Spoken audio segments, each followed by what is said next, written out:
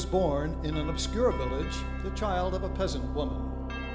He grew up in still another village, where he worked in a carpentry shop until he was 30. Then for 3 years, he was an itinerant preacher. He never wrote a book, he never held an office, he never had a family or owned a house. He didn't go to college, he never visited a big city. He never traveled 200 miles from the place where he was born. He did none of the things one usually associates with greatness. He had no credentials but himself. He was only 33 when the tide of public opinion turned against him. His friends ran away.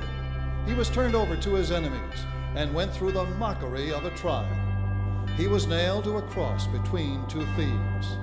While he was dying, his executioners gambled for his clothing, the only property he had on earth.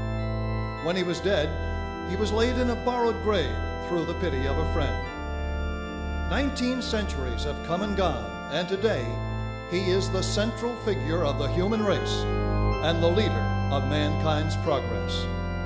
All the armies that ever marched, all the navies that ever sailed, all the parliaments that ever sat, all the kings that ever reigned put together have not affected the life of man on this earth as much as that one solitary life.